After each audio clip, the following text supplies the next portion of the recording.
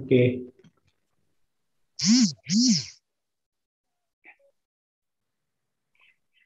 Langsung aja, Ustaz. Iya. Bismillahirrahmanirrahim. Assalamualaikum warahmatullahi wabarakatuh. Waalaikumsalam warahmatullahi wabarakatuh. Alhamdulillah. Alhamdulillahilladzi arsala rasulahu bil huda wa dinil haqq liyudhhirahu 'alad dini kulli wa kafa billahi syahida. Asyhadu an la ilaha illallah wahdahu la syarikalah wa asyhadu anna Muhammadan abduhu wa rasuluh. Allahumma shalli 'ala Muhammad wa 'ala alihi Muhammad. Alhamdulillah pada kesempatan pagi ini kita bisa berjumpa kembali di kegiatan rutin kita laksanakan, yaitu kajian virtual subuh. Mudah-mudahan Ibu Bapak sekalian yang hadir di sini masih bisa diberikan kesehatan oleh Allah Subhanahu wa taala sehingga bisa bergabung di virtual kajian subuh pada hari ini. Untuk itu marilah kita buka kegiatan ini dengan membacakan basmalah bersama-sama. Bismillahirrahmanirrahim. Selanjutnya, supaya lebih berkah lagi acara ini, kita akan membacakan bersama-sama surat Al-Mutaffifin ayat 1 mungkin sampai ayat 18 karena Al-Mutaffifin panjang, jadi kita setengahnya dulu. A'udzu billahi minasy syaithanir rajim. Bismillahirrahmanirrahim.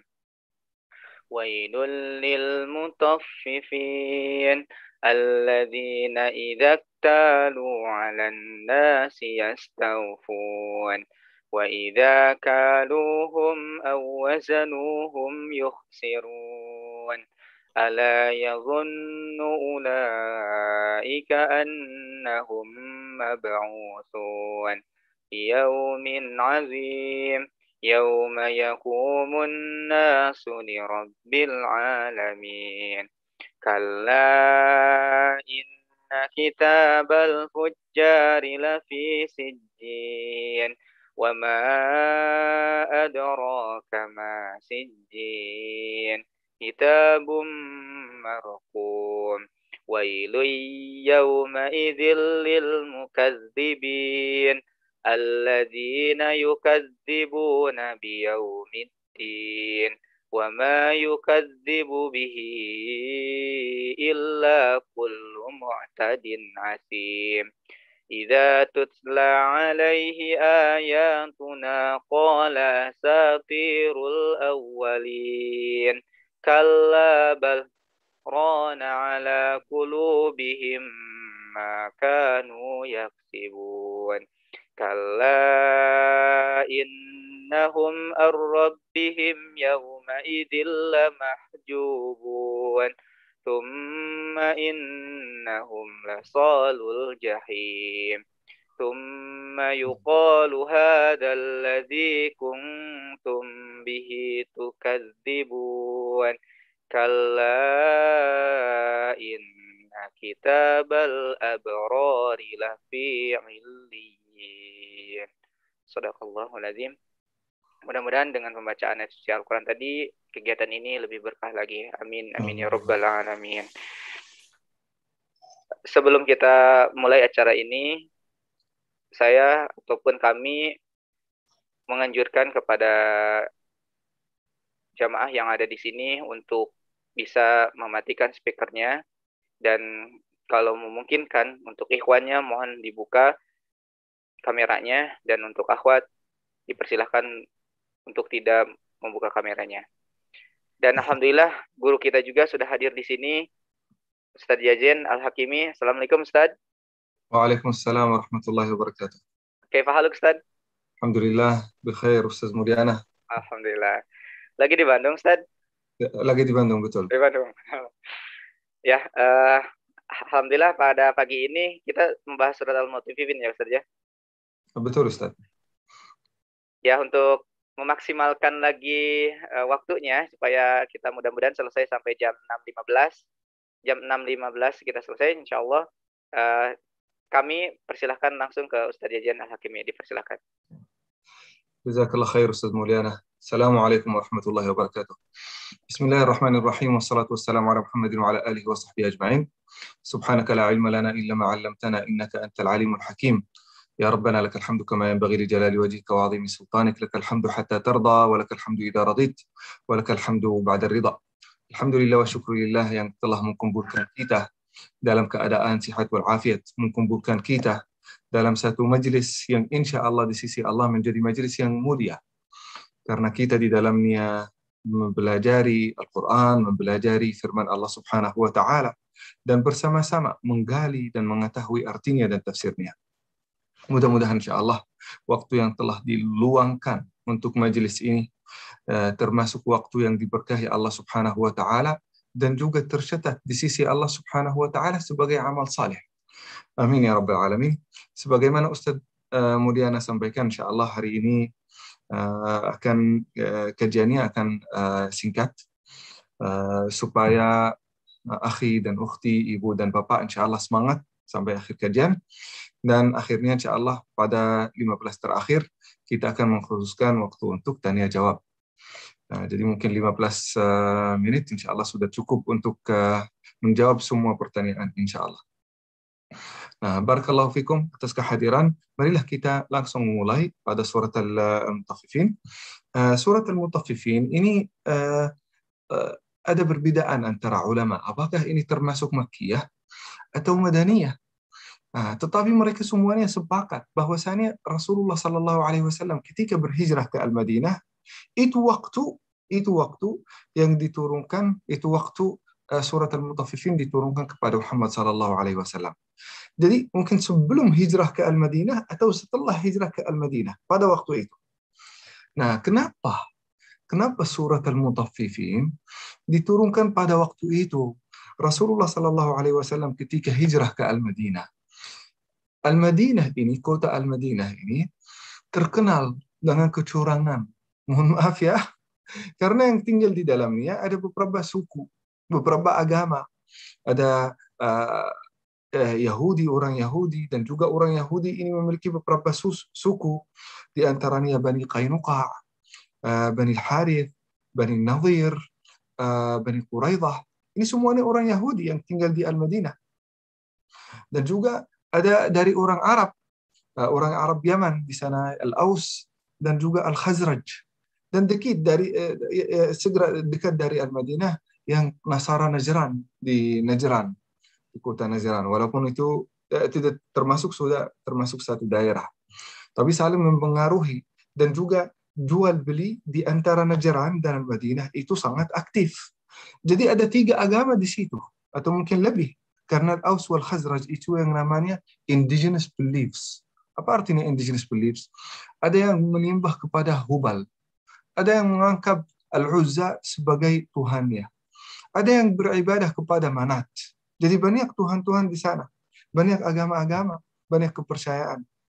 Nah, muncul di dalam komunitas atau di dalam negara atau di dalam kota besar itu beberapa perilaku yang tidak benar. Perilaku yang tidak benar. Misalnya orang Yahudi, kalau jual kepada orang Yahudi mereka amanah. Tetapi kalau jual kepada orang Arab mereka curang. Begitu juga orang Arab, bukan hanya orang Yahudi ya. Orang Arab juga mereka menzalimi orang Yahudi, tetapi kalau jual kepada orang Arab, kepada Al-Aus, mereka amanah. Begitu juga Al-Khazraj.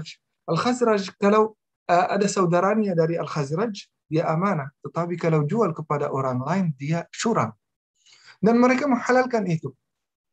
Dan yang paling terkenal di antara orang Arab, yang paling terkenal kecurangannya adalah Abu Juhainah.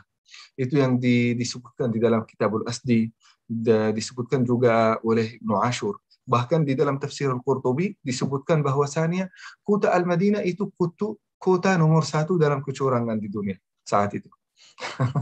Terkenal dalam kecurangan. Nah, karena belum ada agama Islam, wajar. Nah, ketika Rasulullah Sallallahu Alaihi Wasallam masuk ke Madinah, menurut kebanyakan ulama, ayat dan surat yang paling pertama yang diturunkan kepada Muhammad Sallallahu Alaihi Wasallam ketika masuk ke Madinah, surat apa? Surat Al-Mutaffifin. Nah, luar biasa. Sangat berkaitan, dan ayat-ayatnya sangat berkaitan dengan kondisi Ahlul Madinah zaman itu. Nah, hadirin yang dimuliakan Allah Subhanahu wa taala. Kecurangan yang dilakukan oleh Ahlul Madinah itu jual beli. Dalam transaksi jual beli. Berarti agama Islam itu diturunkan oleh Allah Subhanahu wa taala bukan hanya untuk mengerjakan salat, bukan hanya untuk ibadah sama Allah Subhanahu wa taala, tetapi ibadah yang paling utama di sisi Allah Subhanahu wa taala adalah muamalah yang baik sesama manusia. Bahkan Rasulullah Sallallahu Alaihi Wasallam, ini kita ingin hafal hadis ini ya, karena hadis ini sangat penting supaya kita kenal agama kita seperti apa. Nah, kata Rasulullah Sallallahu Alaihi Wasallam, ad-dinul muamalah. Nah, hadis terdiri dari dua kata, ad-din al-muamalah, tetapi maknanya sangat besar. Din itu, agama itu adalah muamalat. Kalau ada seseorang rajin melakukan salat sampai puasa dan juga qiyamul lail, tahajud tidak pernah ditinggalkan. Tetapi kalau dia muamalat sama orang lain, dia syurang. Dia ingkar janji. Dia tidak jujur. Nah, maka ini agamanya hampir nol atau agamanya palsu. Bohongan. Nah, kita bisa mengukur seseorang, lebih bagus kita mengukur diri kita sendiri. Kita bisa mengukur diri kita sendiri, apakah kita benar-benar kita sudah beragama atau tidak. Lihat muamalah kita. Jangan melihat bagusnya salat, jangan melihat banyaknya puasa. Itu bagus. Tetapi yang mengukur, yang menjadi alat ukur di sini adalah muamalah sesama manusia. Bahkan Rasulullah Sallallahu Alaihi Wasallam di dalam hadis yang lain, innama bu'ithtu liutammima makarimal akhlaq. Saya hanya diutuskan untuk menyempurnakan akhlak yang baik. Muamalah kan? Muamalah. Itu agama. Jangan salah memahami agama ya, hadirin yang dimuliakan Allah Subhanahu wa taala. Oleh karena itu Allah Subhanahu wa taala langsung menyampaikan di dalam ayat pertama, wailul lil mutaffifin. Orang yang paling terkenal di antara orang Arab, mutaffifin, curang, namanya Abu Juhainah. Tapi tidak ada riwayat setelah itu dia bertaubat atau tidak. Nah, tapi ini namanya Abu Juhainah. Nah, wailul lil mutaffifin. Wailul lil mutaffifin. Apa artinya wail? Wail itu sebenarnya ada beberapa perbedaan. Tetapi semua ulama berkata, wail itu artinya kecelakaan. Kalau saya tidak suka seseorang, saya berkata, wailul lak. Celaka bagi kamu. Entah itu akan celaka oleh Allah atau celaka oleh saya sendiri. Jadi saya mengancam dia. Nah, Allah Subhanahu wa taala di sini mengancam siapa? Mengancam orang yang curang dalam transaksi jual beli. Nah, wail juga bisa diartikan dengan lembah, sebuah lembah di neraka. Lembah itu yang paling dalam di dalam neraka. Terkumpul di sana sadidu ahli nar. Tahukah hadirin yang dimuliakan Allah Subhanahu wa taala? Orang-orang kafir apabila disiksa di dalam api neraka, ditepalkan skinnya, kulitnya. Kulitnya jadi tebal sekali. Supaya apa? Supaya dibakar oleh neraka. Coba hadirin yang dimuliakan Allah Subhanahu wa taala, kalau ada seseorang di sini di dunia terbakar kulitnya, nah, apa yang akan terbentuk di atas kulitnya? Pasti ada cairan kan? Cairan gitu yang keluar yang warna putih kan? Nah, cairan ahlun nar itu yang keluar dari kulit ahlun nar itu akan terkumpul di dalam satu lembah namanya wail. Orang yang curang, mereka akan disiksa sambil tenggelam di dalam air yang keluar dari kulit ahli neraka. Luar biasa, kan? Baunya luar biasa, sakitnya juga luar biasa, dan juga itu termasuk yang paling dalam, pasti yang paling panas. Itu bagi siapa? Bagi al-mutaffifin. Orang-orang yang curang dalam transaksi jual beli. Jadi hadirin yang dimuliakan Allah Subhanahu wa taala, di sana di Al-Madinah, orang-orang ahlul Madinah sebelum Rasulullah Sallallahu Alaihi Wasallam datang ke Al-Madinah, berdagang di Al-Madinah itu jarang ada seseorang yang amanah. Dia punya dua timbangan. Timbangan yang sempurna, yang baik, yang bagus. Timbangan yang kedua, dia sudah dia sudah memfabrikasinya, mengedit-editnya, sehingga dia bisa curang memakai timbangan tersebut. Apabila ada seseorang dari keluarganya, dari saudaranya, dari sukunya datang untuk beli, maka dia menggunakan mizan atau timbangan yang sempurna, yang baik. Nah, apabila ada seseorang dari luar, dari agama yang berbeda, dia pakai timbangan yang tidak baik atau sudah settingan. Luar biasa. Itu hadirin yang dimuliakan Allah Subhanahu wa taala menunjukkan bagi kita semua. Kezaliman itu di sisi Allah Subhanahu wa taala itu sangat tidak baik. Tidak boleh, sangat dibenci oleh Allah Subhanahu wa taala. Walaupun kezaliman itu terhadap orang Yahudi, walaupun terhadap orang yang bukan agama kita, walaupun terhadap non-muslim, bahkan orang ateis, kita tidak boleh menzalimi mereka. Tidak boleh. Nah, kezaliman di sisi Allah Subhanahu wa taala itu perilaku dan tindakan yang sangat jelek. Oleh karena itu, jangan sampai kita perilaku zalim walaupun terhadap non-muslim. Tetap kita perilaku adil. Sekalipun mereka beda pendapat, beda agama, beda Tuhan, tetap kita perilaku adil terhadap mereka. Gimana kita perilaku adil? Jual beli, kita jual beli secara amanah. Kita apabila berbicara sama mereka, kita berbicara secara jujur. Kita merefleksikan akhlak yang baik kepada mereka. Sehingga mereka melihat keadilan kita. Mereka melihat akhlak baik kita, mereka masuk Islam. Dan Indonesia, seluruh Indonesia ini masuk Islam gara-gara mungkin alasan yang paling pertama, pedagang-pedagang yang datang dari Yaman. Ini orang tua antum semua. Orang tua antum semua datang dari Yaman hanya dengan muamalat tertarik orang Indonesia pribumi masuk agama Islam. Padahal mereka saat itu beda agama, beda kepercayaan, bahkan beda suku dan bahasa. Tetapi yang membuat mereka tertarik masuk agama Allah Subhanahu wa taala adalah keadilan yang dilakukan oleh orang-orang beriman. Maka hadirin yang dimuliakan Allah Subhanahu wa taala, orang beriman itu adalah orang yang adil. Apabila dia berbicara, dia adil. Apabila dia bertransaksi, dia adil. Muamalah, adil. Karena itu sifat Allah Subhanahu wa taala, kita mengikuti sifat Allah Subhanahu wa taala sesuai dengan kemampuan kita. Nah, wailul lil mutaffifin.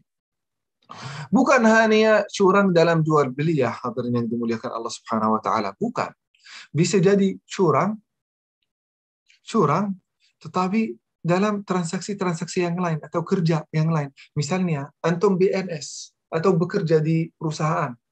Nah, sudah di dalam kontrak ente harus datang dari jam 8 pulang jam 5. Kalau antum datang jam 9 berarti itu sudah termasuk curang. Nah, kalau datang jam 9 tanpa ada alasan, tanpa diberitahu, tanpa minta izin, itu termasuk curang. Kalau memanfaatkan kerja di luar kontrak itu, nah, maka itu termasuk juga curang. Kalau merugikan atasan kita atau manajer kita atau kita tidak mengikuti aturannya, itu termasuk curang, hadirin. Termasuk curang. Bahkan guru saya pernah berkata, apabila kita datang telat di kantor kita, apabila kita tidak memenuhi amanah yang telah dititipkan kepada kita, maka gaji kita, ada sebagian dari gaji yang diberikan kepada kita itu termasuk haram. Kenapa?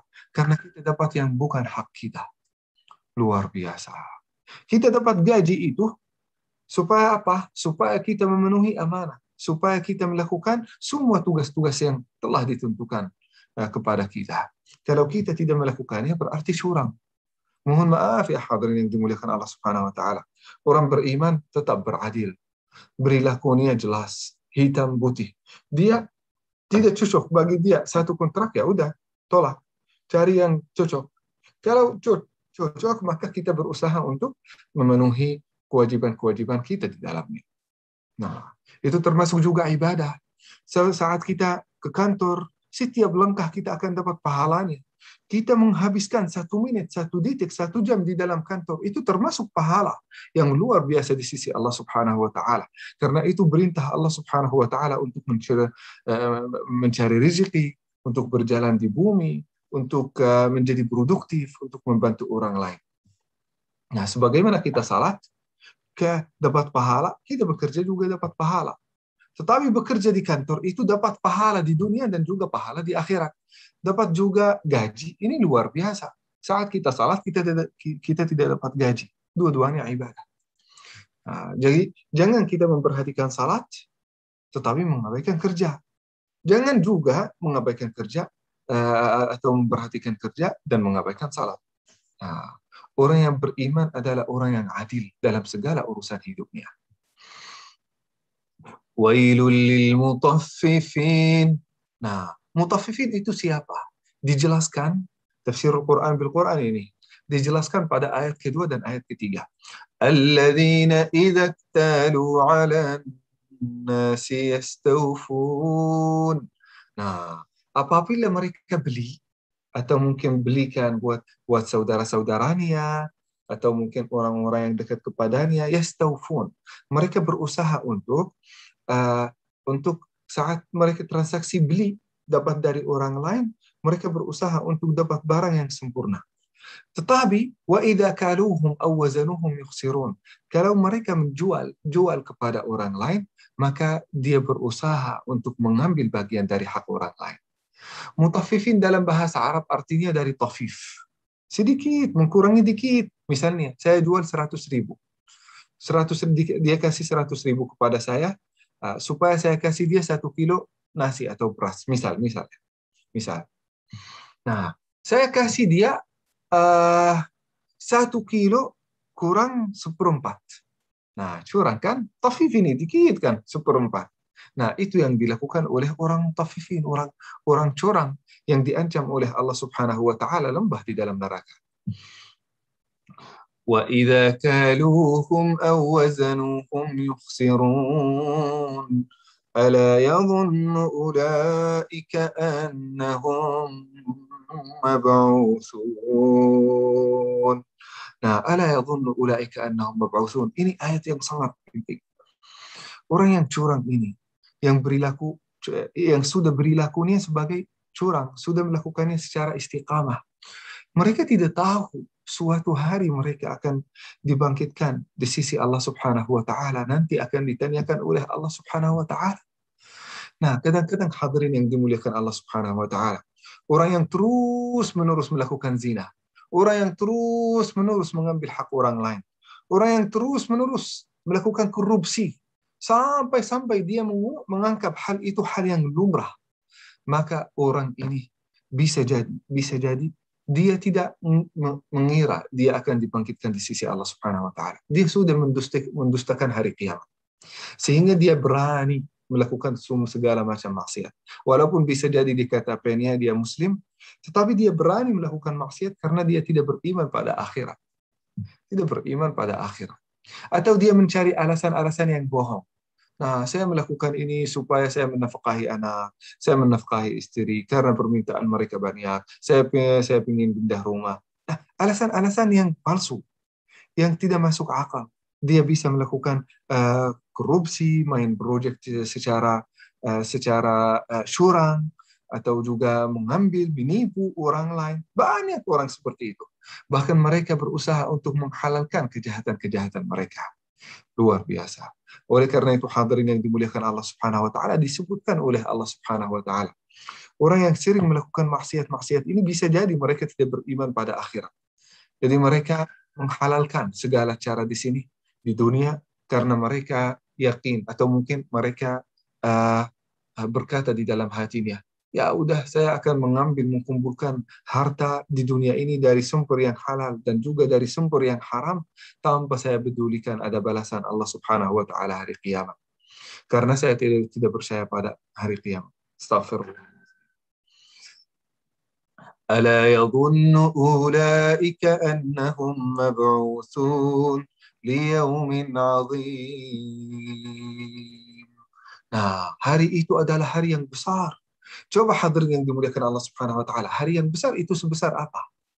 Kalau anak kecil berkata besar, beda dibandingkan dengan orang yang sudah dewasa bilang besar, kan? Orang kecil yang bilang besar beda dibandingkan dengan besarnya orang besar. Nah, kalau anak saya bilang besar, dia mungkin maksudnya begini. Kalau saya bilang besar, berarti maksudnya lebih besar lagi kan? Apalagi kalau Allah Subhanahu wa Ta'ala berkata atau berfirman besar. Sebesar apa? Oh, sangat besar, sangat agung. Nah, itu maksud Allah Subhanahu wa Ta'ala. Disitulah hadirin yang dimuliakan Allah Subhanahu wa Ta'ala, banyak kesusahan. Di antara kesusahan, kita keringat gara-gara kita cemas, gara-gara kita stres hari kiamat. Keringat, ada yang keringatannya sampai kepada perutnya. Ada yang keringatannya tenggelamnya sampai lehernya. Ada juga yang keringatannya sampai rambut. Luar biasa. Nah, setiap orang akan keringat sesuai dengan dosanya. Banyak dosanya, banyak keringatannya hari kiamat. يوم يقوم الناس لرب العالمين. Hari kiamat itu, setiap manusia akan dibangkitkan di sisi Allah Subhanahu wa Ta'ala untuk menghadapi Allah Subhanahu wa Ta'ala, menghadap kepada Tuhan. Kepada Allah Subhanahu wa Ta'ala supaya ditanyakan sebagaimana hadis yang sahih, kata Rasulullah sallallahu alaihi wasallam, la tazilla qadama 'abdin yaumal qiyamah hatta yus'ala an arba'. Setiap manusia sebelum masuk neraka atau surga akan ditanya tentang 4 perkara.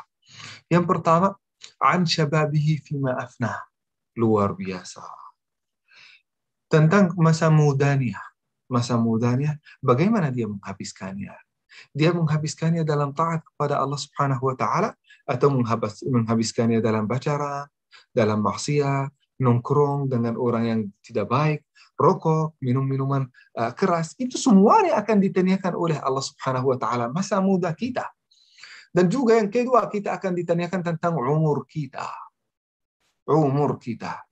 Umur kita bagaimana kita menggunakannya. Sejak kita balik, capai akal balik sampai kita mati. Bagaimana kita menggunakannya, sesuai dengan ridha Allah atau tidak. Yang berikutnya adalah hartanya. Hartanya, bagaimana dia menghabiskan hartanya, dan juga dia bagaimana dia mendapatkannya, apakah dengan cara yang baik atau dengan cara yang bohong, dengan cara mengambil hak orang lain, dengan cara mencuri atau korupsi atau curang. Nah, bagaimana dia memperolehnya, bagaimana juga menghabiskannya. Nah, jadi hadirin yang dimuliakan Allah Subhanahu wa Ta'ala, hati-hati. Lebih bagus kita hidup sederhana daripada kita mengambil atau memperoleh rezeki kita dari tempat yang tidak benar. Hadirin yang dimuliakan Allah Subhanahu wa Ta'ala, saya ingin menyampaikan sesuatu yang penting. Dokter itu, kalau kita mungkin diperiksa oleh dokter itu akan memberikan kepada kita obat sesuai dengan kasus kita, sesuai dengan sakitnya kita kan. Nah, misalnya ini sakitnya diabetes ya, harus diberikan setiap hari 2 kali makan obat kan, obat tertentu. Entah itu dari tipe 1 atau 2. Yang penting ini di sini dosisnya berapa kan? Akan ditentukan dosisnya sesuai dengan kasus diabetes kita. Apakah itu sudah 200, 300, 900, sesuai dengan kasus kita. Semakin banyak itu gula kita di dalam darah, semakin banyak juga dosis obat yang akan diberikan kepada kita. Nah, kalau dosis itu diberikan kepada kita di atas hajat kita, di atas kebutuhan kita, rugi kan? Rugi. Kalau diberikan kurang, rugi. Harus diberikan pas. Pas. Sesuai dengan kebutuhan kita. Nah, begitu juga Allah Subhanahu wa Ta'ala, hadirin yang dimuliakan Allah Subhanahu wa Ta'ala. Allah menciptakan kita di dunia ini, dan setiap orang di antara kita diberi dosis dari rezeki yang halal. Misalnya Ibu Mimin dan Ustaz Maulana, Bapak Inden, diberi rezeki sesuai dengan qadar dan qadarullah yang telah ditentukan oleh orang-orang ini.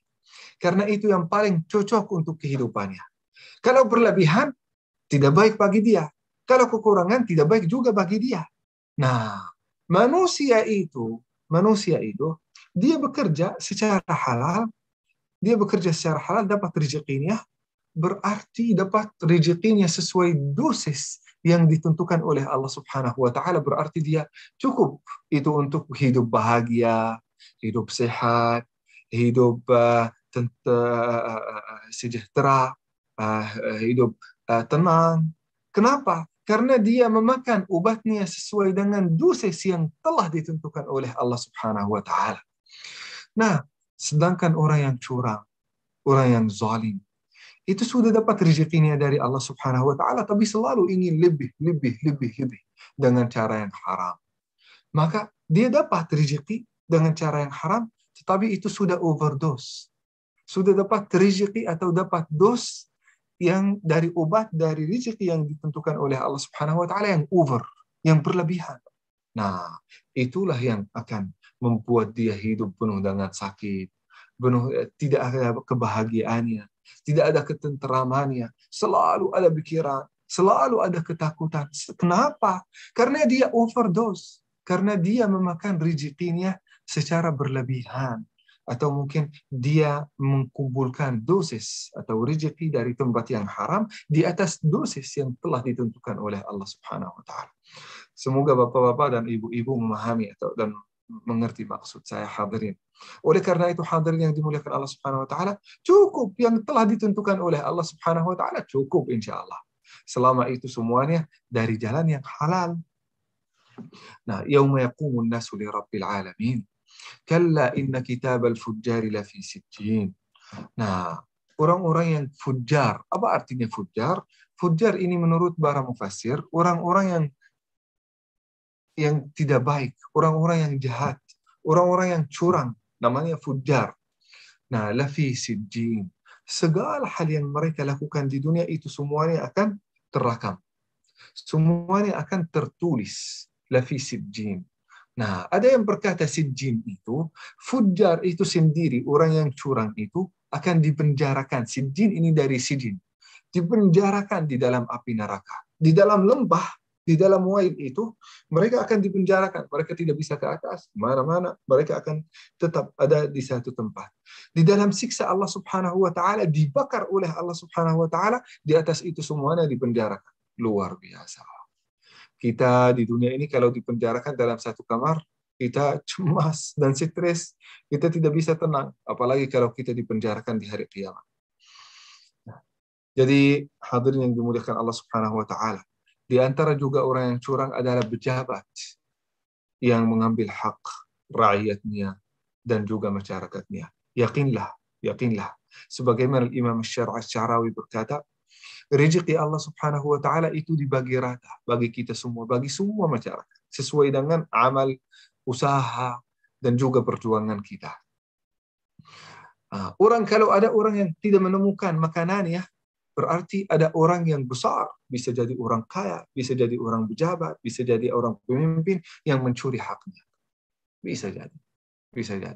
Karena rezeki Allah Subhanahu wa taala itu ditentukan buat semua. كلا إن كتاب الفجار لفي سجين وما أدراك ما سجين. Ada di antara ulama yang berkata sijin itu adalah sijil. Sijil itu apa? Sajil. Buku yang sangat besar yang sudah mencatat semua kejahatan-kejahatan orang yang curang. Kitabun marqum. Kitab di sisi Allah Subhanahu wa taala yang telah ditulis amalan-amalan kita. Wailun yawma idzil lil mukazzibin. Luar biasa. Allah Subhanahu wa taala mengancam lagi. Yang curang itu mereka tidak percaya pada hari kiamat. Kalau disampaikan kepada mereka oleh Nabi Muhammad atau orang-orang saleh bahwasanya ada hari kiamat, mereka mendustakan. Kata Allah Subhanahu wa taala, wailu yauma idzil lil mukatsibin. Wail itu juga celakalah bagi orang-orang yang mendustakan hari kiamat. Alladzina yukadzibuna biyaumiddin. Mereka tidak percaya pada hari kiamat. Oleh karena itu, mereka melakukan kejahatan sesuka mereka.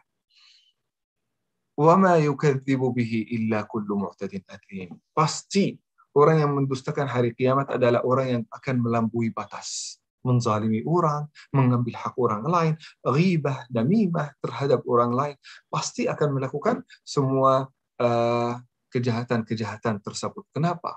Karena menurut mereka tidak ada balasan hari kiamat. Tidak ada balasan. Jadi mereka akan melakukan semua kejahatan-kejahatan yang mereka bisa lakukan.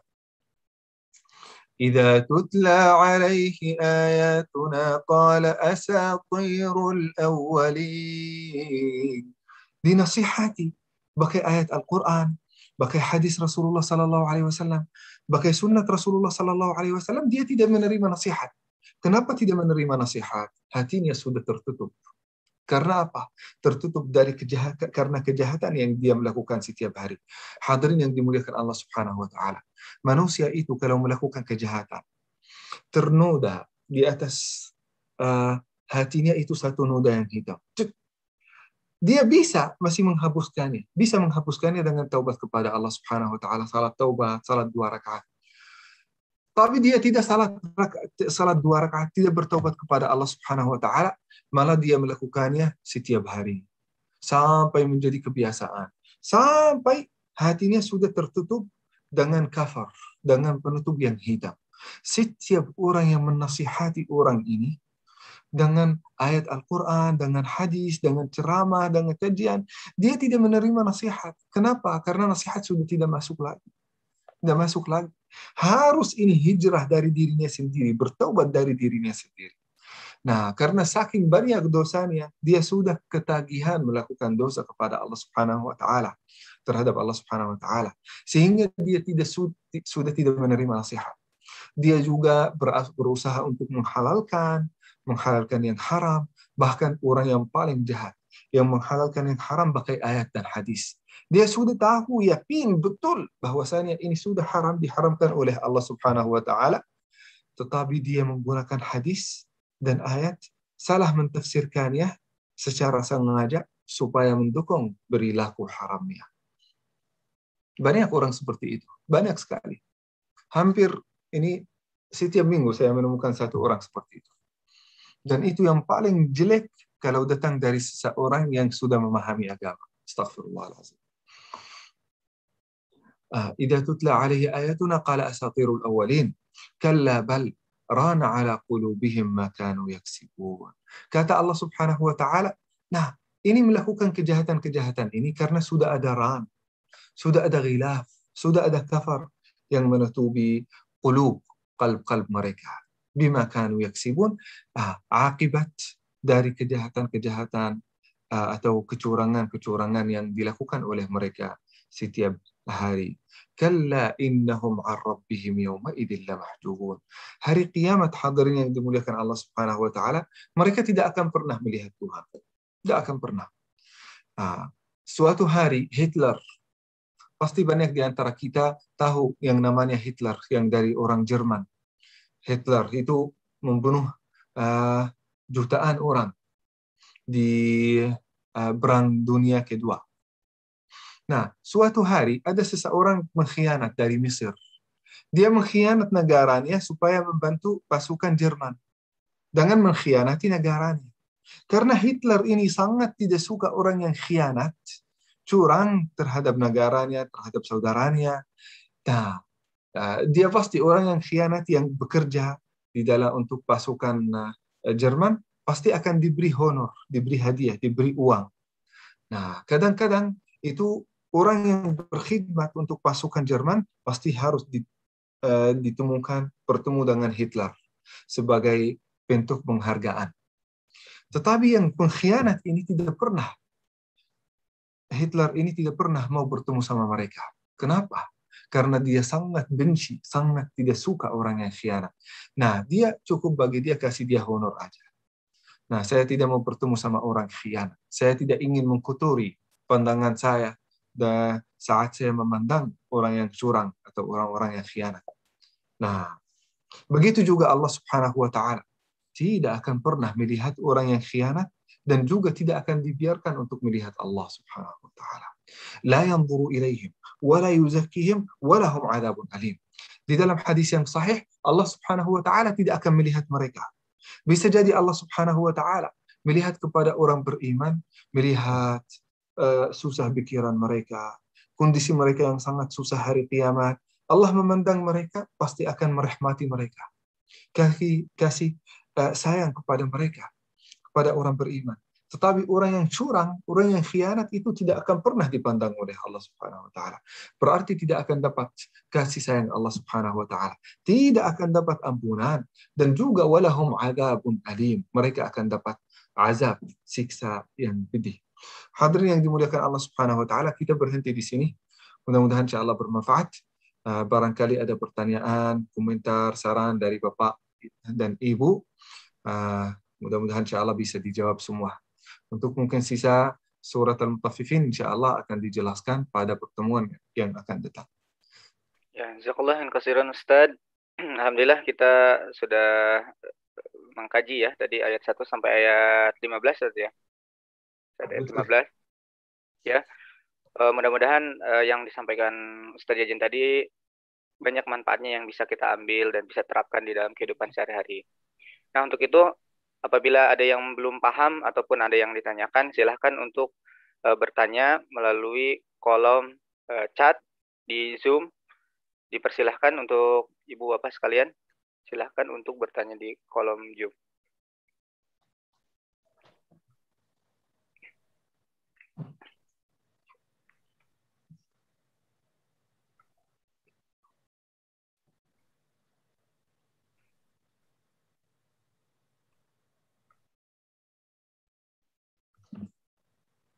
Ya. Mangga dituliskan di kolom Zoom apabila ada yang perlu untuk ditanyakan.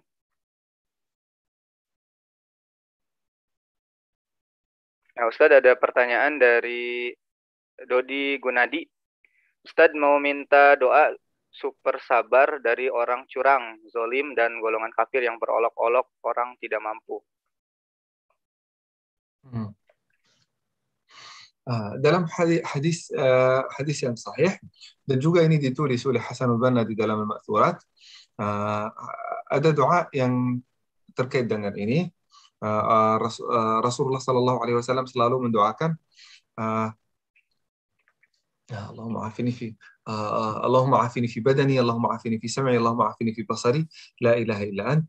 Ada juga Allahumma inni a'udzubika min 'adzabi jahannam wa min 'adzabil qabr ومن فتنة المحيا والممات ومن فتنة المسيح الدجال. Ada juga Allahumma بسم الله الذي لا يضر مع اسمه شيء في الأرض ولا في السماء أعوذ بكلمات الله التامات من شر ما خلق اللهم إني أعوذ بك من عذاب جهنم ومن عذاب القبر ومن فتنة المحيا والممات ومن فتنة المسيح الدجال. Ada juga doa Allahumma inni as'aluka salamatan fid din wa afiyatan fil basar وسلامة في الدين وسلامة في الدين وعافية في الجسد dan juga wasi'atan fi rizq, wasi'atan fi rizq. Doa-doa ini semuanya bisa didoakan. Dan juga Allahumma inni a'udzubika min qahrir rijal. Ini bisa juga disebutkan di dalam hadis Rasulullah sallallahu alaihi wasallam. Nah, Rasul sallallahu alaihi wasallam selalu mendoakan itu dilindungi oleh Allah Subhanahu wa taala. Kita boleh berdoa kepada Allah Subhanahu wa taala, tetapi doa itu juga tidak cukup. Harus kita berikhtiar, bertawakal kepada Allah Subhanahu wa taala dengan ikhtiar kita. Kita harus awas, jangan mudah ditipu oleh orang lain. Jangan mudah ditipu oleh orang lain. Kata Al-Imam Ali bin Abi Thalib, "Lastu bil khub wal khub yakhda'uni." Ini penting sekali. Orang beriman itu orang cerdas.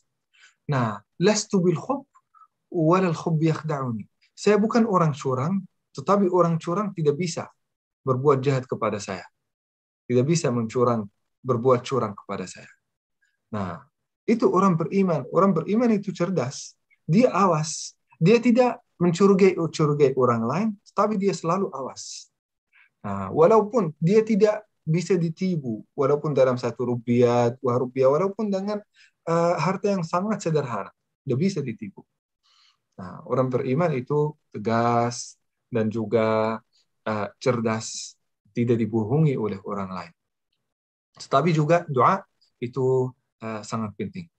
Nah, saya ulang lagi apa yang dikatakan oleh Ali bin Abi Thalib, lastu bil khub wal khub yakhda'uni. Saya bukan orang curang, tetapi juga orang curang itu tidak bisa, tidak tahu, tidak bisa berbuat curang kepada saya. Kenapa? Karena saya sudah tahu cara dia mencurang gimana, cara dia mengambil hak saya bagaimana. Nah, harus kita tahu tentang itu. Ada banyak sekarang video-video di YouTube yang mengajarkan kepada kita uh, cara supaya kita tidak ditipu oleh orang lain. Entah itu dalam jual beli atau dalam urusan yang lain. Ya, syukron Ustadz. Ada pertanyaan lagi Ustadz, ini dari Muhammad Taslim.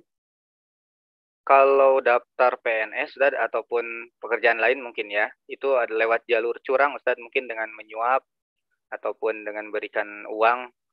Apakah gaji yang didapatkan semuanya juga haram Ustadz? Nah, mungkin saya lupa juga ada satu doa yang sangat penting. Doa Rasulullah Sallallahu Alaihi Wasallam selalu mendoakan, Allahumma inni a'udzubika minal hammi wal hazan, wa a'udzubika minal kufri wal faqr, wa a'udzubika min ghalabati ad-dain wa qahri rijal. Bisa didoakan. Nah, kalau untuk pertanyaan ini, di dalam PNS, apakah kita masuk PNS dengan jalur yang curang atau jalur yang tidak baik? Apakah gajinya haram atau halal? Nah, ya namanya curang, mabuni ala batin fahuwa batil. Setiap yang dibangun di atas batil, di atas haram, maka itu haram. Wallahu a'lam. Ya, seperti itu saja tadi jawabannya. Mudah-mudahan semuanya bisa paham dan bisa puas dengan jawabannya. Kalaupun belum puas, bisa mencari lagi referensi ke yang lain. Oke. Ada lagi yang mau bertanya? Ustadz Den? Bertanya Ustadz Den? Nah, Ustadz ada pertanyaan lagi, Ustadz. Assalamualaikum, Ustadz. Bagaimana sikap kita terhadap umaro yang tidak adil atau khianat terhadap kepercayaan yang diberikan, hubungannya dengan akhlak terhadap umaro tersebut? Nah, sikap kita bersabar. Sabar, kita tidak punya pilihan lain. Kita bersabar dan tetap berjuang sesuai dengan kemampuan kita. Kita sabar. Itu juga perintah Rasulullah Sallallahu Alaihi Wasallam kepada kita. Kita tetap taat perintah waliul amr kita, umara kita. Tetap. Dan juga kita berusaha untuk menasihati mereka dengan cara yang terbaik. Kita tidak bisa menasihati mereka secara langsung. Kita bisa menasihati mereka dengan cara yang mereka sudah izinkan bagi kita. Lewat pemilihan, lewat mungkin bikin artikel, lewat bikin video. Kita bernasihati mereka sesuai dengan kemampuan kita, dengan undang-undang yang telah ditentukan oleh negara yang kita sepakati bersama-sama. Kita tidak boleh mengambil senjata, kita ingin melawan umara ini, tidak boleh, karena itu khuruj an waliil amr. Bahkan Rasulullah Sallallahu Alaihi Wasallam, mohon maaf ya, Rasul Sallallahu Alaihi Wasallam pernah bersabda, man atakum wa amrukum jami'an ala rajulin wahid faqtuluh. Kalau ada seseorang ingin melawan umara dengan cara yang keras, maka faqtuluh, maka bunuhilah. Hukumnya adalah dibunuh. Kenapa? Karena dia ingin merusak negara, ingin merusak kebersatuan, ingin merusak undang-undang yang telah ditetapkan, yang kita semuanya yang sudah disepakati oleh semua masyarakat Indonesia. Kita boleh protes, kita boleh melawan itu dengan cara yang telah ditentukan untuk kita semua. Nah, kita boleh melawan mereka dengan cara yang telah dihalalkan oleh undang-undang Indonesia. Menasihati mereka sesuai dengan kemampuan kita. Baik, Ustadz, ada pertanyaan lagi, Ustadz. Ketika dihadapkan pada dua keadaan antara mencegah keburukan dan meraih kemaslahatan, mana yang harus didahulukan? Nah, ini sudah termasuk dari usulul fiqh. Dar'ul mafasid muqaddamun ala jalbil masalih. Saya berharap antum mengerti bahasa Arabnya. Dar'ul mafasid, mencegah keburukan, lebih bagus daripada mendatangkan kemaslahatan. Nah, lebih diutamakan. Jadi kita, kalau ada seseorang misalnya ya, misal, kalau dar'ul mafasid muqaddamun ala jalbil masalih. Kita ada dua pilihan. Pada waktu yang sama. pada waktu yang sama. Nah, ada seorang yang lagi mencuri. Sedangkan kita ingin sedekah, kita punya uang untuk sedekah. Kita melihat orang yang mencuri, kita mencegah orang yang mencuri, atau kita sedekah dulu. Nah, kita mencegah dulu orang yang melakukan kejahatan. Nah, setelah itu kita bisa melakukan sedekah, kita bisa melakukan kebaikan-kebaikan yang lain. Maka kita mencegah kemungkaran sesuai dengan kemampuan kita itu diutamakan, diprioritaskan di atas jalbul al-masalih, di atas kemaslahatan. Ya. Sekarang Ustaz, ini ada pertanyaan lagi Ustaz. Ketika ada pegawai yang datang telat atau pulang cepat tanpa izin, ternyata gaji yang diterimanya ada bagian yang haram. Bagaimana cara menghitung bahwa sebagian gaji tersebut haram? Karena sebagian dari kami tentunya pernah melakukan ini. Nah, kalau pernah melakukan dan belum tahu, ya tidak apa-apa. Kita bertobat kepada Allah Subhanahu wa Ta'ala. Yang sudah berlalu telah berlalu. Nah, yang penting dari sekarang, dari hari ini, dari detik ini, semenjak kita sudah tahu, kita memberitahu orang lain, teman-teman kita. Karena ini amanah. Kita harus memberitahu teman-teman kita, saudara kita, keluarga kita, teman kantor kita. Kita memberitahu mereka. Nah, yang sudah berlalu, ya udah, kita bertaubat kepada Allah Subhanahu wa Ta'ala, kita tidak mengulanginya lagi. Apabila kita ingin izin, ya udah, tinggal izin dari atasan supaya jadi halal, ya, supaya dihalalkan. Antum terburu-buru atau kesibukan atau mungkin ada kepentingan lain, minta izin supaya dihalalkan. Nah, silahkan pergi. Nah, yang sudah berlalu itu sudah berlalu. Nah, masa depan itu amanah kita semua, dan juga amanah atas diri kita semua untuk menyampaikannya kepada orang lain. Supaya umat Islam yang sudah beragama itu adalah orang yang paling adil, orang yang paling jujur, orang yang paling amanah. Bukan orang Islam itu kalau menjadi pejabat, orang yang koruptor. Orang Islam itu telat, tidak memenuhi amanah, tidak jujur. Nah, bagaimana orang lain bisa masuk agama Islam kalau kita begitu, hadirin yang dimuliakan Allah Subhanahu wa Ta'ala. Nah, saya pernah itu di Jepang. Di Jepang itu cukup lama, ya. S3 saya juga sebagian di sana. Itu jarang kita melihat ada seorang karyawan yang datang telat. Jarang sekali. Dan juga jarang kita melihat ada seorang karyawan yang tidak memenuhi amanahnya.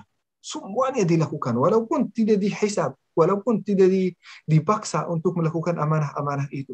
Dia melakukan amanah itu karena dia ingin menenangkan dirinya. Tidak merasa tenang kalau dia tidak memenuhi amanah. Walaupun diberikan $1 juta, $2 juta untuk mengkhianati amanah, itu susah di Jepang. Nah, padahal mereka non-muslim. Jangan sampai kita kalah dengan orang non-muslim, ya hadirin yang dimuliakan Allah Subhanahu wa Ta'ala. Marilah kita bersama-sama, apabila di dalam negara ini dikatakan siapa orang yang paling amanah, kita berkata bersama-sama semua masyarakat Indonesia, muslim maupun non-muslim, orang yang paling amanah adalah orang yang beriman, orang yang Islam. Nah, itu luar biasa, sangat indah. Biarlah perilaku kita berdakwah. Biarlah perilaku kita yang mengajak orang lain untuk masuk agama Islam, walaupun kita tidak pernah menyampaikan satu kata mengajak mereka masuk agama Islam. Mereka melihat kita orang jujur, adil, masuk agama Islam. Syukran Ustaz. Mungkin satu pertanyaan lagi Ustaz dari saya, ya. Kalau biasanya kan yang curang itu dari pedagang Ustaz, ya, kebanyakan, ya. Nah, ada nggak Ustaz yang dari konsumen gitu Ustaz yang curangnya? Contohnya kan biasanya konsumen tuh sering mencicipi Ustaz tanpa izin si barang dagangan tersebut.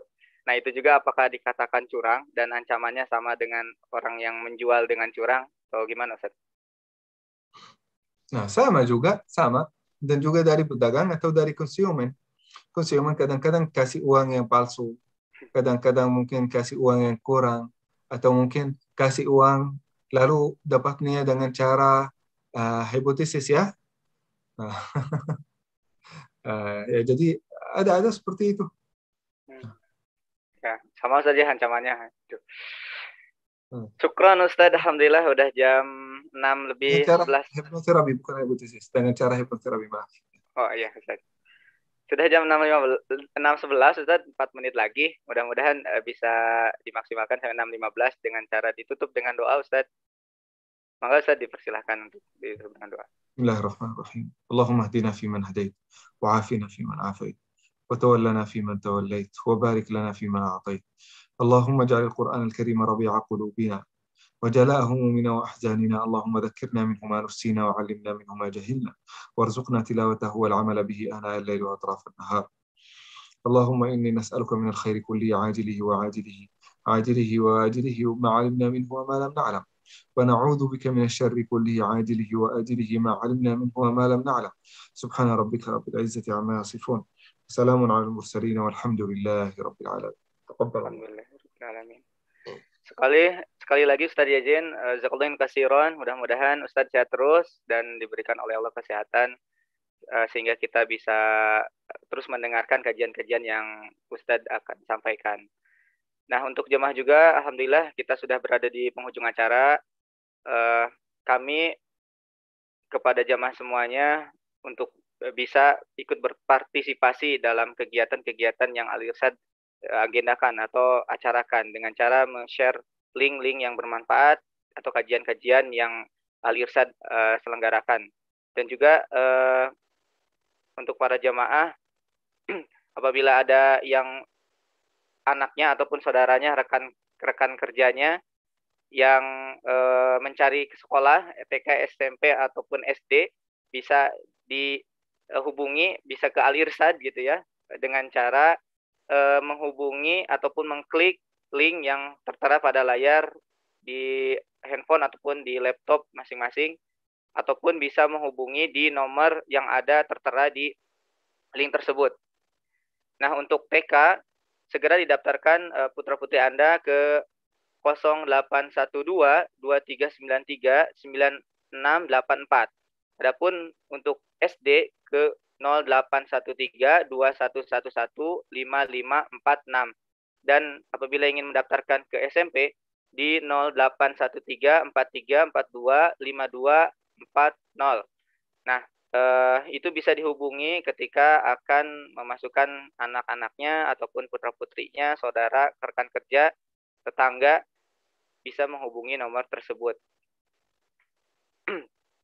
Alhamdulillah kita sudah membuka penerimaan peserta didik baru. Untuk mengakhiri acara ini, marilah kita membacakan hamdalah bersama-sama. Alhamdulillahirrabbilalamin. Astagfirullahaladzim. Subhanakallahumma wa bihamdika. Asyhadu an la ilaha illa anta astaghfiruka wa atubu ilaik. Terima kasih. Assalamualaikum warahmatullahi wabarakatuh.